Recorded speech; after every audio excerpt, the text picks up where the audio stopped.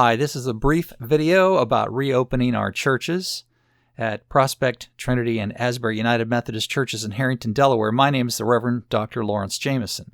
We need to talk about our plans so we can reopen our churches in June 2020.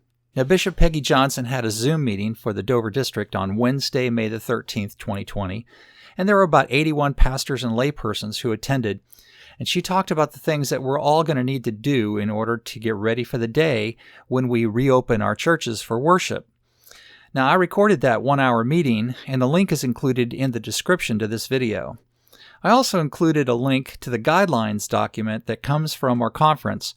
You should download and look at that document. Bishop Johnson gave us a copy of her PowerPoint slides, so I decided to use those slides to create a short summary video for Prospect, Trinity, and Asbury churches about what we need to do to get ready. And my video is shorter. So let's take a look at these slides. The first one tells us to make preparations, and that means that lay and clergy people need to get together and work together to craft a plan. And so we're going to have some meetings on Zoom to get together and go over our plans for what we're going to do. Cleaning is important. We're going to have to take into account that we need to clean the church after every service. Communication with church members is going to be very important, and we need to let people know what we're doing. We need to prepare signage for the inside of the church about the most important protocols that we expect people to participate in. I encourage the leaders of all three churches to order masks so we can provide one to anyone who comes into the church without one. And I encourage the leaders of all three churches to order sanitizer, probably by the gallon, so that people can have that available as they enter and as they leave our buildings.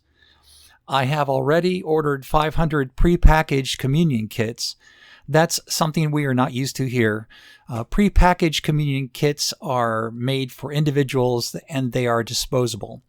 You peel open the foil lid and there's a wafer and a small cup of grape juice. We will need to figure out how to collect the packaging in a safe manner. This is how we're going to have to do communion, at least at first, until the threat of the virus goes away. We need to keep in touch with our outside groups that may be using our buildings because it's so important that they understand our policies and that they participate.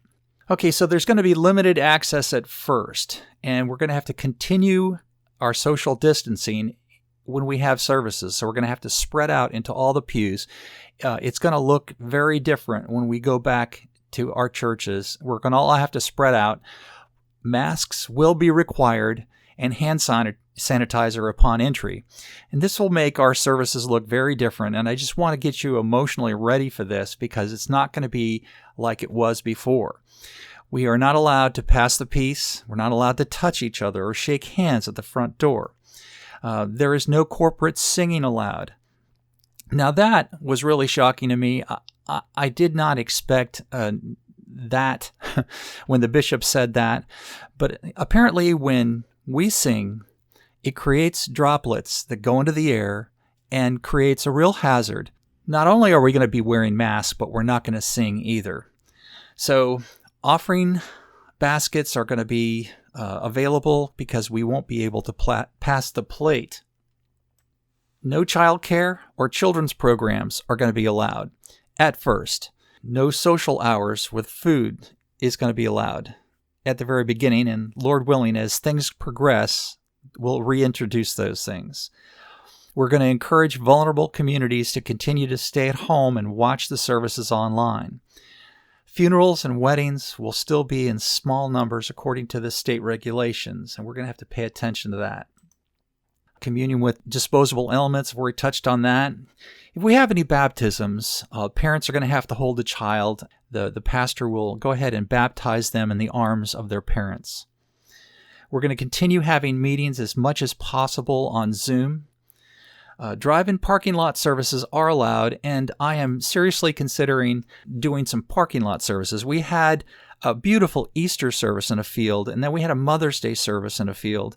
And I think we need to look into possibly having some parking lot services as well. Things that we need to keep doing. Well, we need to remain prayerful and keep doing the work of ministry, especially among the poor. We need to stress new ways of giving, electronically mailing in checks, and we need to keep telling people about stewardship and how it's important to be generous. We need to keep paying our conference apportionments because the conference is struggling just like we are. We need to continue having our online worship experiences along with the in-person kind into the future.